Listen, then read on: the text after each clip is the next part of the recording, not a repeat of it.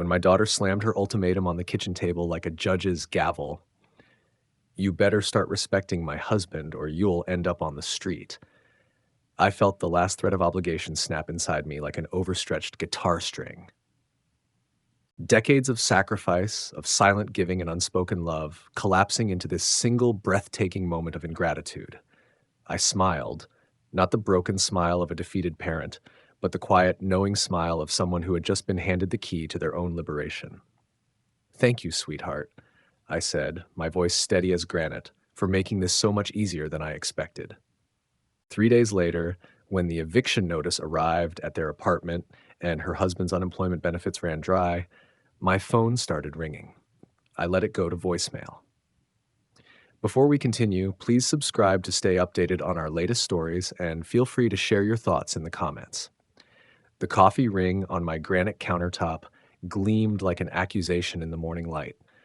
I'd asked 3 times this week, politely I thought, for everyone to use coasters, small thing, reasonable request in your own home.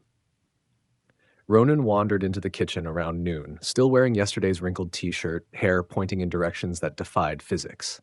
He grabbed my favorite mug, the one Vivienne had given me for Father's Day 5 years ago, and poured himself coffee without a word. "Morning," I said, watching him set the hot mug directly onto the granite again. He grunted something that might have been a greeting, eyes already glued to his phone screen.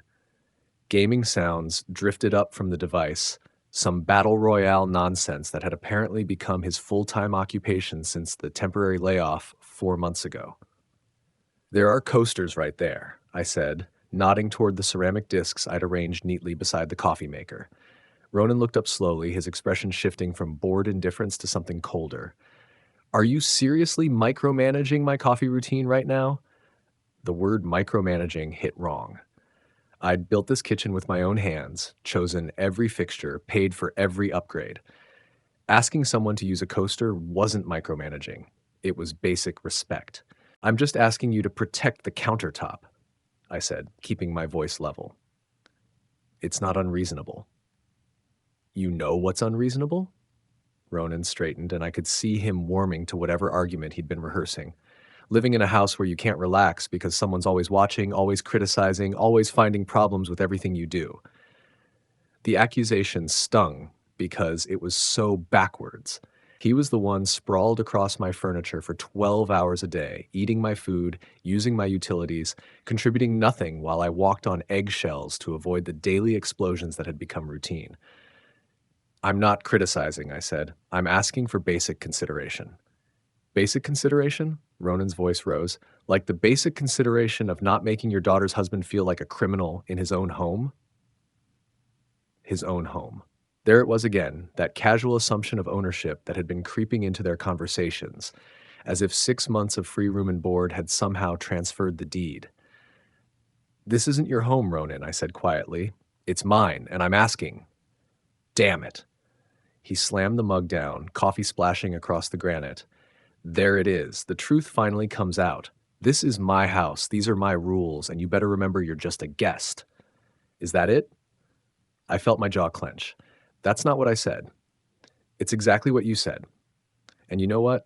I'm tired of pretending this passive-aggressive bullshit is normal. You can't stand that Vivienne chose me. You can't handle that she has a life that doesn't revolve around you anymore." The words hit like physical blows, not because they were true, but because of how completely wrong they were. I'd welcomed him into this family, into this house. I'd bitten my tongue through months of watching him treat my daughter like a personal assistant while contributing nothing to their shared life. "That's not," I started. "Dad?" Vivienne's voice cut through the kitchen like a blade. She stood in the doorway, hair still messy from sleep, but her eyes were alert, scanning the scene with the precision of someone who'd heard raised voices and come to investigate. Relief flooded through me. Finally, someone reasonable. Someone who knew me well enough to see through Ronan's manipulation. "Your husband seems to think asking for coasters is an attack on his character," I said, attempting a smile. But Vivienne wasn't looking at me with understanding. She was looking at Ronan with concern, her brow furrowed in the way it always was when she thought someone was being treated unfairly. "What happened?" she asked, moving to stand beside Ronan, her hand finding his arm in a gesture of automatic support that made my chest tighten. "Your dad's having another episode," Ronan said, his voice suddenly weary, as if he were the long-suffering victim of months of abuse. "Can't drink coffee without getting a lecture about respect and property damage." Episode. Like I was having some kind of breakdown for asking someone to use a coaster in my own kitchen.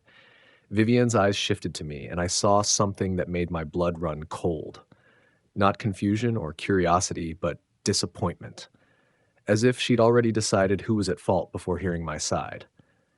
"Dad," Vivian said, her voice carrying that patient tone usually reserved for handling difficult children. "We've talked about this. You can't keep picking fights over every little thing. Every little thing. Like asking someone to use a coaster. Like expecting basic courtesy in my own home." "I'm not picking fights," I said carefully. "I asked him to use a coaster. That's not unreasonable. But it's how you ask," she continued, moving fully into the kitchen now, positioning herself between Ronan and me like a referee. "It's the tone, the attitude. You make him feel unwelcome." The irony would have been funny if it weren't so painful. I was making him feel unwelcome in my house while he contributed nothing, respected nothing, and treated the place like his personal hotel. "Vivian, I think you're misunderstanding." "No, Dad. I understand perfectly." Her voice was rising now, taking on that edge I'd been hearing more often lately. "You can't accept that I'm married, that I chose someone, that my life doesn't revolve around making you happy anymore." The words landed between us like a grenade with the pin pulled. I felt my jaw unclench for the first time in months, not with defeat, but with something that felt suspiciously like relief. "That's not what this is about," I said. "Isn't it?" Ronan spoke up, his voice carrying a note of wounded righteousness that made my teeth clench. "Every day it's something new. The way I load the dishwasher, where I park my car, how long I spend looking for work. Nothing I do is good enough for the great man who built this house with his bare hands. Built this house with my bare hands." He said it like it was something to be ashamed of, like decades of hard work and sacrifice were somehow pretentious.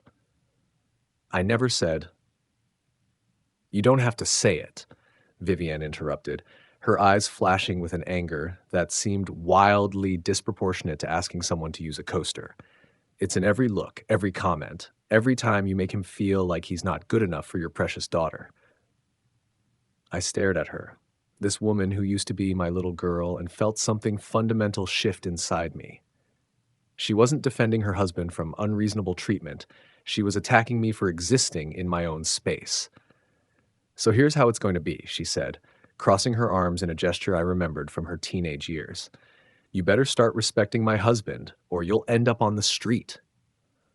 The words hung in the air like a slap. End up on the street. In my own house. After 40 years of mortgage payments, of maintaining every fixture, of working extra shifts to afford the renovations that made this place beautiful. I felt something snap inside me. Not break, but snap into place, like a puzzle piece finally finding where it belonged. I smiled. Not the broken smile of a defeated father, but something else entirely. Something that made Vivian take a small step back and Ronan's gaming sounds suddenly stop.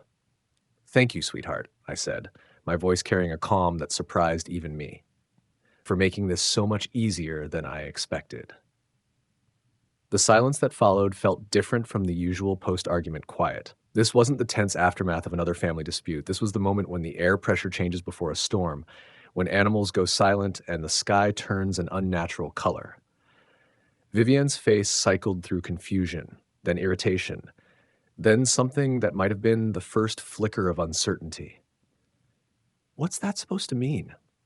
I walked to the kitchen counter and picked up Ronan's mug, still dripping coffee onto my granite, and placed it carefully in the dishwasher. The soft click of ceramic against metal seemed unnaturally loud in the sudden quiet. "It means," I said, closing the dishwasher with deliberate precision, "that you've just given me something I didn't know I needed." Ronan finally looked up from his phone, his earlier bravado flickering like a candle in wind. "What's that supposed to mean?" I opened the cabinet above the coffee maker and pulled out a small cardboard box I'd been saving for months, the replacement cartridges for the expensive water filter system I'd installed last year. The system that had added $40 to my monthly grocery bill but made the coffee taste better. Made everything taste better, actually. Permission, I said simply, and began removing the cartridges one by one, setting them on the counter with methodical precision. Permission for what? Vivienne's voice had lost its earlier fire, replaced by something that sounded almost like curiosity. I held up one of the cartridges to the light, examining it like it was something precious. Permission to stop pretending that any of this has been working. The next part happened in slow motion, at least in my memory. I walked to the expensive coffee maker, the one I'd bought after retirement to treat myself, the one that ground beans fresh for each cup, and unplugged it. Not dramatically, not angrily, just unplugged it.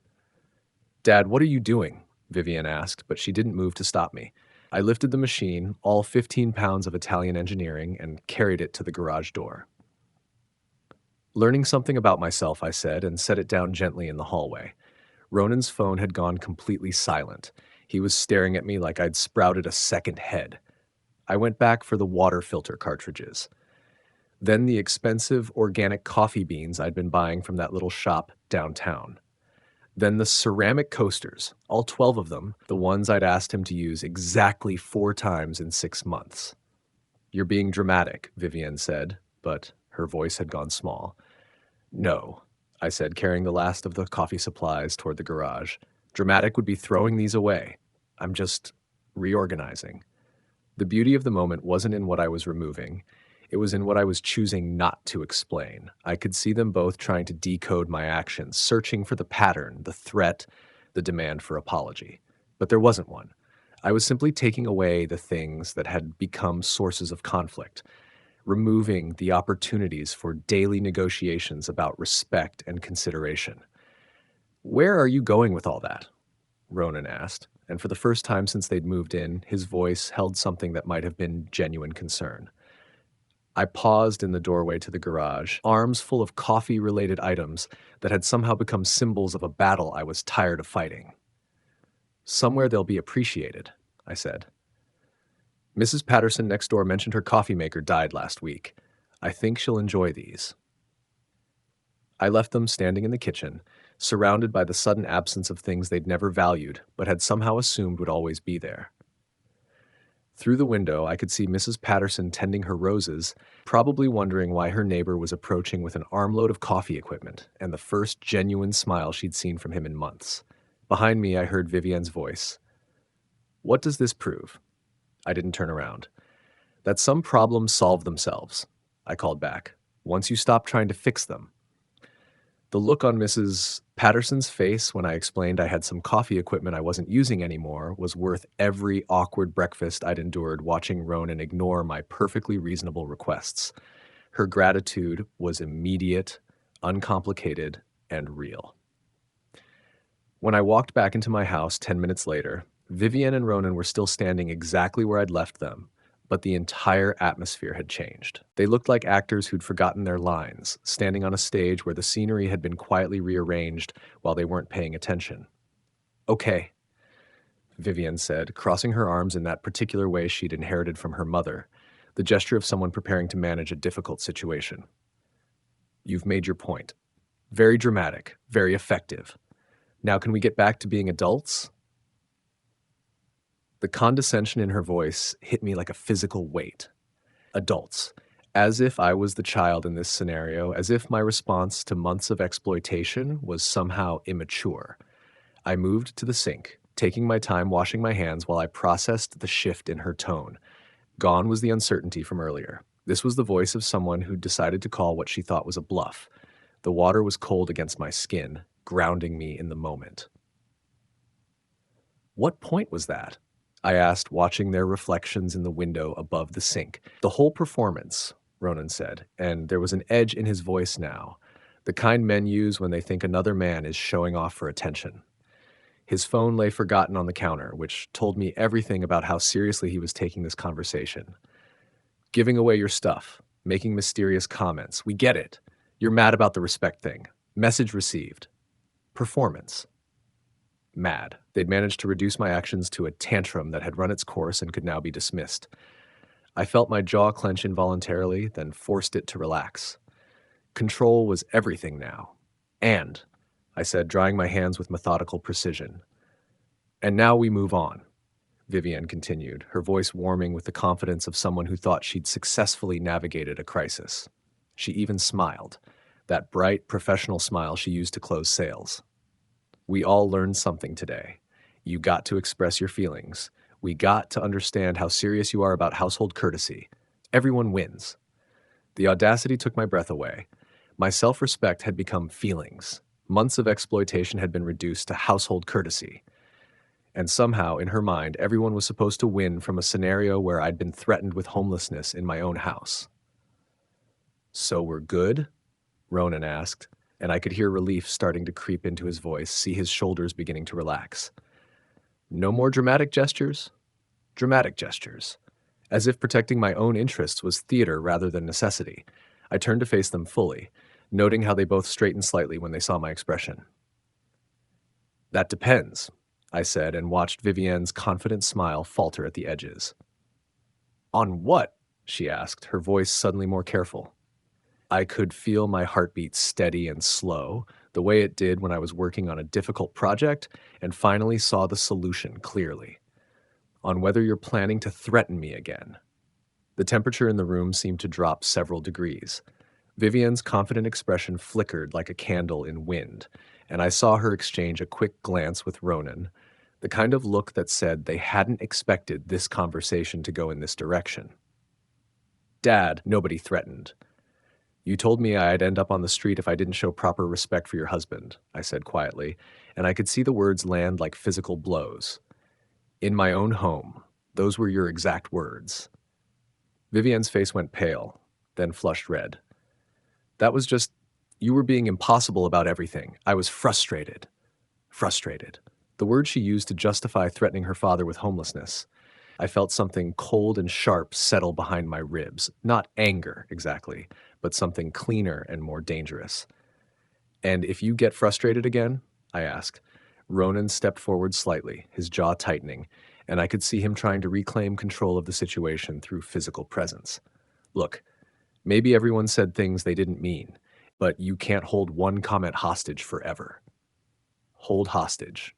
Interesting choice of words from someone who'd been freeloading for 6 months.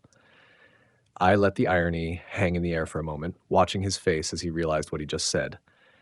"I'm not holding anything hostage," I said, my voice steady as stone. "I'm just wondering what happens the next time you decide I'm not showing sufficient respect in my own home." "It won't happen again," Vivienne said quickly, and I could hear panic starting to thread through her voice. "We'll be more careful about how we communicate." More careful. Not more respectful. Just more careful about getting caught being disrespectful. The distinction was everything.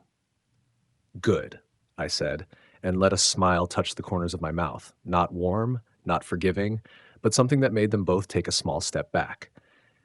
"Because if either of you ever threatens me with eviction from my own property again, you'll discover exactly how fast someone can actually end up on the street."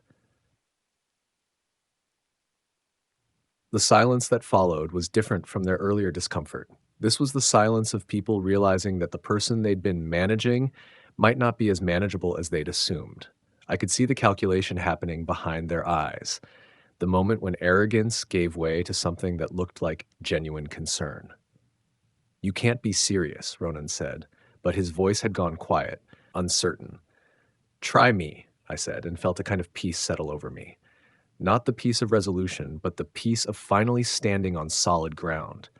Vivienne's face cycled through several expressions: surprise, anger, something that might have been fear, before settling on indignation. "So what? You're threatening us now? That's your solution?" The accusation stung because it was so backwards, so perfectly upside down. "I'm not threatening anyone," I said, my voice calm as still water. "I'm explaining consequences. There's a difference."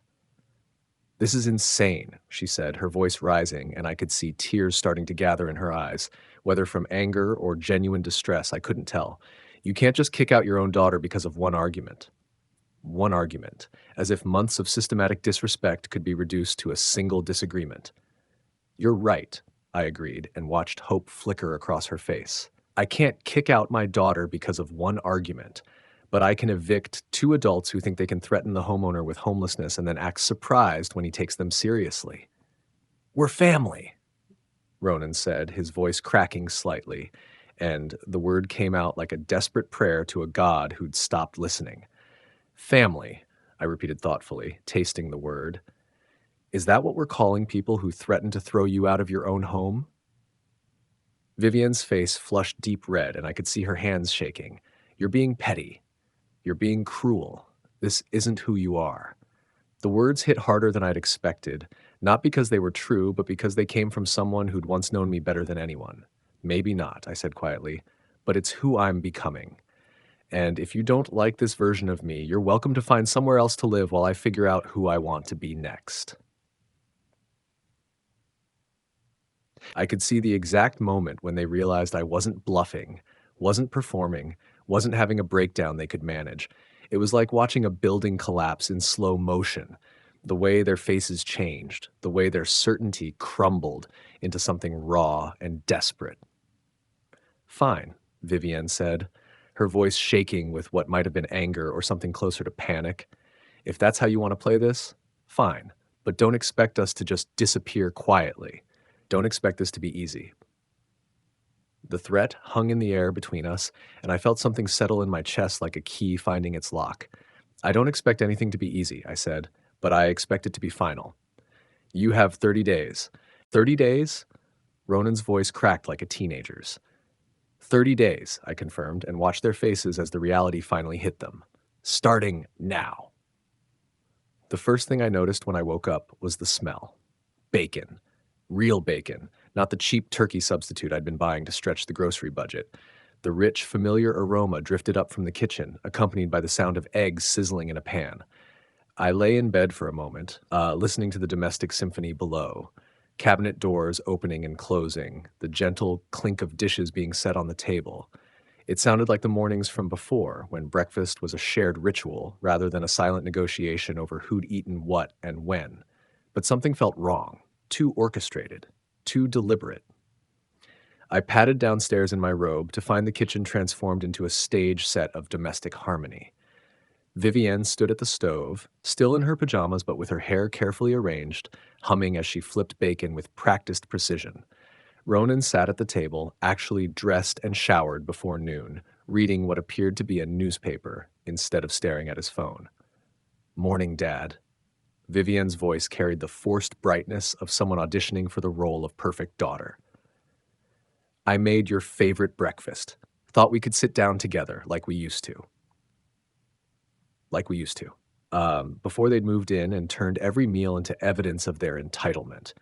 I could smell the manipulation along with the bacon, thick, greasy, and designed to make me hungry for something I'd lost. That's thoughtful, I said, settling into my usual chair, the one that had somehow become the least comfortable seat at my own table over the past months. Ronan looked up from his newspaper, actually the real estate section, I noticed, not the sports page, and offered what might have been the first genuine smile I'd seen from him in weeks. Hey, good morning. Vivian was up early, wanted to do something special. Something special. After threatening to throw me out of my own house yesterday, she was making breakfast. The psychology was almost admirable in its simplicity. Coffee's fresh, Vivian added, setting a plate in front of me with the kind of careful attention usually reserved for diffusing bombs. The good kind. I went to that little shop downtown you like. The good kind. The expensive beans I'd stopped buying months ago when their presence had doubled my grocery bills. She'd gone out early, spent money we both knew came from my account, to recreate a morning ritual that had died under the weight of their taking. I took a bite of the bacon. Perfect, of course. Crispy without being burnt, seasoned exactly the way I preferred it. The eggs were over easy, the yolks still runny, the toast golden brown. She'd remembered every detail of how I liked my breakfast, probably the first time she'd paid attention to my preferences in months. This is delicious, I said, and watched her face light up with something that might have been genuine pleasure if it wasn't so obviously calculated. I was thinking, she said, settling into her chair with the graceful movements of someone who'd rehearsed this conversation. Maybe we got off on the wrong foot yesterday. Maybe we were all a little too emotional. A little too emotional. The phrase that reduced her threat to throw me out of my own house to a minor communication breakdown. Were we? I asked, cutting into my eggs and watching the yolk spread across the plate. I know I was, Ronan said, and I had to give him credit for the sincerity in his voice. I've been stressed about the job situation, taking it out on everyone around me. That's not fair to you. The job situation. 6 months of unemployment had become a situation temporary and external, rather than the result of his choices. And I think, Vivian continued, her voice taking on the careful cadence of someone delivering a prepared speech, maybe we all need to be more intentional about communication, about making sure everyone feels heard and respected. Intentional communication, feeling heard and respected. The language of self-help books and marriage counselors deployed like armor against the reality of what had happened. I ate my breakfast slowly, tasting each bite while I watched them perform their rehabilitation. The bacon really was perfect. The coffee was exactly the blend I preferred. The entire production was designed to remind me of what I could have if I just forgot about yesterday's threat and returned to being the accommodating father they'd grown comfortable exploiting. "This is nice," I said finally, setting down my fork. Very thoughtful. Hope bloomed on Vivienne's face. "So, we're okay? We can put yesterday behind us?" "Oh, we can definitely put yesterday behind us," I said, standing up and collecting my plate, "right after we address what happens today." The hope flickered. "What do you mean?" I moved to the sink and began washing my dishes, a routine I'd maintained even when dirty plates multiplied around me like evidence of their presence. "I mean that breakfast was lovely, but it doesn't change the fact that you have 29 days left." "Dad, 29 days," I repeated, my voice steady as I dried the plate with methodical precision. "That's how long you have to find somewhere else to live." The silence that followed was different from yesterday's shock. This was the silence of people realizing that their strategy had failed before they'd even finished implementing it. "You can't be serious," Ronan said, his voice carrying a note of genuine disbelief. "One breakfast and you still want to throw us out?" "I don't want to throw you out," I said, hanging the dish towel on its hook with deliberate care. "I want you to honor the commitment you made when you threatened to throw me out." "That's not what happened," Vivian said quickly, "isn't it?" I turned to face them, noting how they'd both gone very still. "You said I'd end up on the street if I didn't show proper respect. I'm simply accepting your proposal and redirecting it to its proper target." "But we made breakfast," Vivian said as if domestic labor could erase threats. "Yes, you did, with my bacon, using my stove in my kitchen." I felt something cold and final settle behind my ribs. "And it was delicious. Thank you. 29 days. I left them sitting at the table, surrounded by the remnants of their peace offering, and climbed the stairs to my bedroom. Through the thin walls, I could hear their voices rising in urgent conversation, the sound of people discovering that their understanding of the game had been fundamentally wrong. By the time I came back downstairs, showered and dressed, they were gone. The kitchen had been cleaned with the kind of thorough attention usually reserved for covering up crimes. Every dish washed, every surface spotless, even the bacon grease disposed of properly. But on the counter where my morning coffee usually waited, sat a single sheet of paper. Handwritten in Vivienne's careful script. "Dad, we're staying at Ronan's sister's place for a few days. We need time to think about what you really want from us. This isn't over. V." I read the note twice, feeling something that might have been amusement if it wasn't so bitter. They'd left to regroup, to strategize, to figure out how to manage me more effectively. The breakfast had been a probe, a test of whether domestic performance could reset our relationship to its previous dynamics. Now they knew it couldn't. I folded the note and put it in my pocket. Evidence, if I needed it, of their assumption that this was a negotiation rather than a conclusion. But first, I had a phone call to make. "Henderson Realty? Yes, I'd like to schedule that property evaluation we discussed.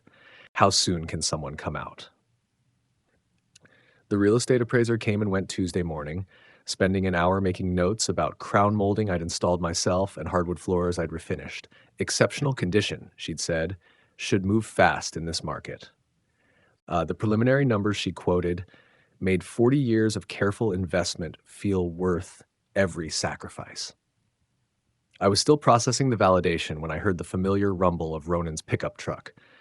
They were back sooner than I'd expected, probably having discovered that his sister's hospitality had limits they hadn't anticipated. But when the truck door opened, it wasn't just Vivienne and Ronan who emerged. A third figure unfolded from the passenger seat, a woman I recognized but hadn't seen in over a year. Diane, Vivienne's mother. My ex-wife, wearing the kind of carefully composed expression that suggested she'd been recruited for this particular mission. My stomach dropped. Not because I feared her. Our divorce had been finalized 8 years ago with all the passion of a business transaction, but because her presence meant they'd escalated beyond family conflict into something more strategic. "Hello, Richard," Diane said, her voice carrying the forced warmth of someone who'd practiced this greeting. "You look well." I looked well. After 8 years of divorce and 2 years of minimal contact, that was her opening gambit. Not an acknowledgement of the situation that had brought her here, not an explanation for her presence, just a pleasantry designed to establish normal social dynamics. "Diane," I said, "this is unexpected. Vivienne called me yesterday. She's very concerned about you." Diane moved closer to the porch, her designer heels clicking against the walkway I'd poured, and finished myself. "About this situation you're all dealing with." Situation. The same word Ronan had used to describe his unemployment, now applied to their threat to throw me out of my own home. "What situation is that?" I asked. "Oh, Richard." Her voice carried that particular tone of gentle condescension she'd perfected during our marriage, the sound of someone explaining the obvious to someone too stubborn to see it. "Vivienne told me about the eviction threats, the paranoia about money. Honey, this isn't like you. Paranoia about money. Eviction threats." Vivienne had painted herself as the victim even to her mother, someone who'd abandoned her at 15 and maintained only sporadic contact since. "And what exactly did Vivienne tell you?" I asked. Diane glanced back at the truck, where Vivienne and Ronan sat watching our conversation like directors observing a crucial scene. She said, "You've been having some kind of breakdown since retirement, making wild accusations about them taking advantage, threatening to kick them out over minor disagreements." Wild accusations, minor disagreements, the same narrative they'd been building, now delivered by someone whose authority was supposed to override my version of events. "I see," I said. "The thing is," Diane continued, stepping closer with the practiced intimacy of someone who'd once shared my bed and thought that gave her permanent access to my psychology, "I know you. You're not the kind of man who throws family out on the street. You're not cruel. Not cruel." The implication being that my current behavior was an aberration, a departure from my true nature that could be corrected with the right intervention. "You're absolutely right," I said, and watched hope flicker across her face. "I'm not cruel, which is why I gave them 30 days instead of the 24 hours they deserved." The hope died. "Richard, did Vivienne mention that she threatened to put me on the street if I didn't show proper respect for her husband? In my own house, Diane. The house I've been paying for alone while they've been spending my money like lottery winners." Diane's perfectly composed expression flickered for just a moment. A crack in the facade that suggested Vivienne's version of events had omitted crucial details.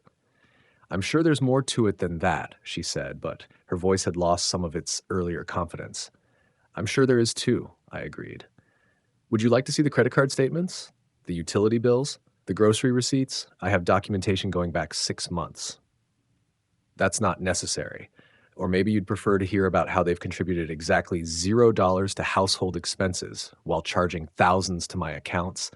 How Ronan's been unemployed for 6 months, but somehow always has money for gaming subscriptions and restaurant meals."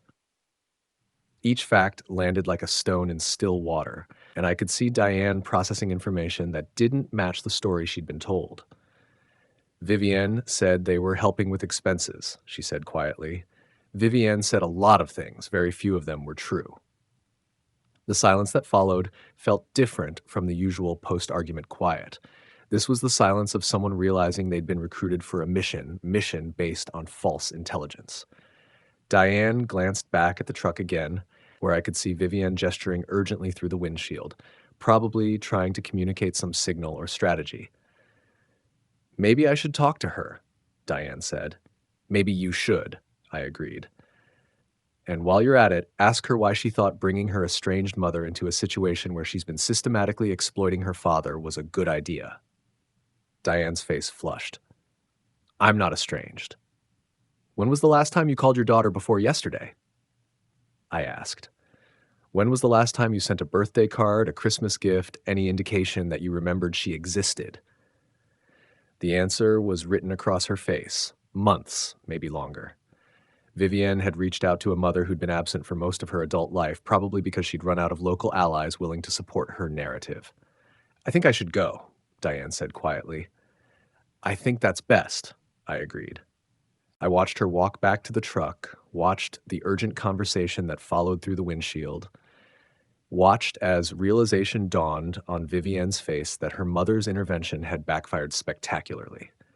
The truck pulled away 5 minutes later, leaving me alone on my porch with the taste of vindication and something sadder, the recognition that my daughter had been willing to weaponize every relationship in her life rather than acknowledge her own behavior. My phone buzzed with a text from Janet Morrison. Final appraisal attached. Excellent market position. Ready to list when you are. I typed back, listed immediately. 28 days and counting.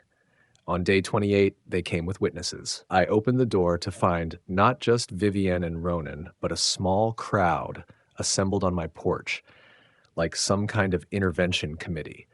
Mrs. Henderson from 2 houses down, Jim Martinez from across the street, even old Pete from the corner house who I'd helped with his roof last spring. My neighbors, people I'd known for years, all wearing the uncomfortable expressions of people who'd been told they were doing the right thing, but weren't entirely sure they believed it. Richard, Mrs. Henderson stepped forward, her voice gentle but firm. We need to talk. I looked past her to Vivienne, who stood behind the group with the satisfied expression of someone who'd finally found the right weapon. She'd weaponized my own community against me. About what? I asked. About what's been happening with your family, Jim said, shifting his weight uncomfortably. Vivienne came by yesterday. She's very worried about you. Of course she had. When legal threats and emotional manipulation failed, recruit the neighbors. Turn my self-protection into evidence of my instability, witnessed by people whose opinions mattered to me. I see, I said. And what exactly did she tell you? Mrs. Henderson glanced back at Vivienne, then faced me with the determined expression of someone who'd been convinced she was performing a rescue. She said, You've been acting erratically since retirement, threatening to throw them out without cause, making wild accusations about money. Wild accusations. Without cause. The same narrative now endorsed by people I respected. She showed us some concerning behavior patterns, Pete added, his weathered hands fidgeting with his hat, giving away expensive equipment for no reason, sudden personality changes, signs of cognitive decline. Cognitive decline. They'd convinced my neighbors that my self-respect was actually dementia. And you all believe this? I asked. We believe, Jim said carefully, that sometimes people need help seeing when they're not thinking clearly. Retirement can be hard on a man. Isolation, depression, confusion about relationships. I felt something settle in my chest. Not anger, but a kind of crystalline disappointment. These were people who'd known me for decades, who'd borrowed my tools and shared holiday dinners, and they'd been turned against me by a woman who'd spent 6 months systematically exploiting my generosity. That's thoughtful of you all, I said, very community-minded. We just want to help, Mrs. Henderson said. Maybe we could all sit down together, work out some kind of arrangement that makes everyone comfortable. An arrangement. Mediated by my neighbors, designed to pressure me into accepting continued exploitation under the guise of family harmony. Before we do that, I said, would you like to see something?